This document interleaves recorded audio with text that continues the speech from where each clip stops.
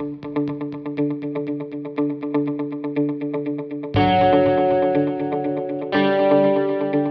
you remember when your life was it as a kid or when you decided you wanted to get into law enforcement? Well, during high school, I was approached by someone with EMS, and they said, would you like to become a member of EMS? I was already a member of County Fire, so I was doing both of those all during high school. And one day the police chief and I just happened to meet up. Chief of Abbeville PD. Known him a long time. He asked me if I'd like to come to work as a dispatcher. He'd heard me on the radio. The city at that time dispatched for everybody in the county. Well, it wasn't no 911 back then. That would have been in 1985. And I said, yeah, I might be interested in that. So I had a little side job going after school. He said, would you like to try second shift as a dispatcher? So I did that until 1987 when I became a reserve officer for the city of Abbeville, and then went and got certified later that same year. I think I went and took all the testing like a couple of days after I turned 21. So you must have really found your niche when you started doing it. You realized this is what you wanted to do. I did. I really did. I knew there was a need. I felt that was kind of a calling, for lack of a better way to put it. Working EMS and fire, and then working closely with law enforcement, I kind of got to see what they were doing. That sparked an interest. So I went that direction, and I've been there ever since. What's your favorite part of law enforcement? I guess, in general, just helping people. Helping people solve their problems. Sometimes being a go-between.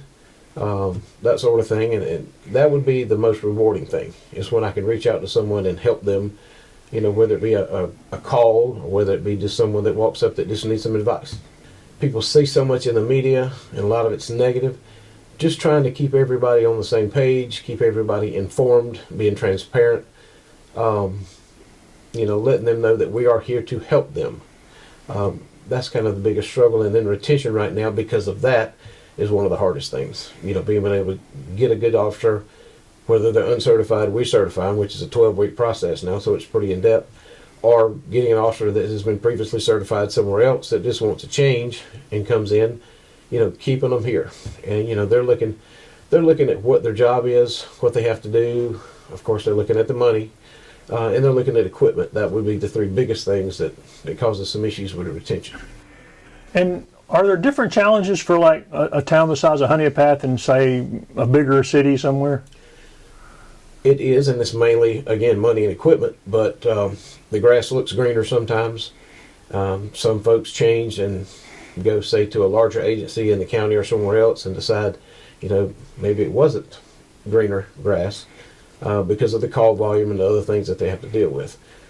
Small town, having worked with Honea Path, Due West, City of Abbeville, I've kind of seen all those challenges, and I know where people are, what people are thinking when they get into smaller government, roles, and we have to wear so many hats. So we kind of have to be a referee. You have to work these calls for service, all those sort of things. People call y'all for everything, don't they? Absolutely everything. That has nothing to do with police. You would probably be surprised what we get called for. What are some of the funny, can you remember any of the funny calls you've gotten? Well, we get the cat in the tree. We get the dogs that's running at large. Somebody looked at me funny. That sort of thing. But sounds like Mayberry a little bit, doesn't it? It kind of is. And then, of course, we have the same calls as everybody else does. Of course, it's not the same call volume. So, when we assist other agencies, pretty good, because all the smaller agencies in the county have to kind of stick together. So if Belton has something they need help with, we go that way. If we have, an issue that we need some help with, manpower, equipment, whatever it may be, they're really, really good about stepping in. And so is the sheriff's office. For people who've never met you, tell people about where you grew up and some things people would need to know about you. Well, kind of a native of Abbeville County, at least high school, and older. Married. I've got 6 kids, all of them grown. I've got 5 grandchildren. Started my career, like I said, with the Abbeville Police Department. Worked about 14 years there. had a sheriff change. I continued on at the police department and got promoted there. Got to second in command there for a couple of years. Decided to make a change. Went to the sheriff's office in Abbeville, and I worked there 12 years. Retired from the sheriff's office, came back to work, which is fairly normal. Then made another change. Went to Due West Police Department as a captain. I was an SRO for most of the time that I was there. Got my kids up there and got them into high school and at Dixie High School.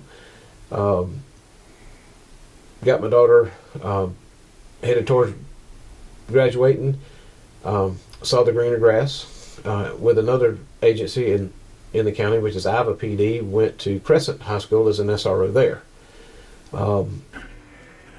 Then I made this one last change here, and this will probably be my last change when I came here to be an SRO at the middle school here in Honea Path, which I really enjoyed.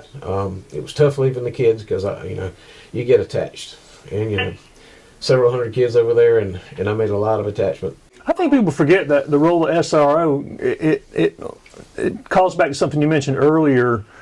It really does help people get to know law enforcement in a way that they wouldn't any other way, right? Correct. You make a connection with the students, then you get to make a connection with the parents.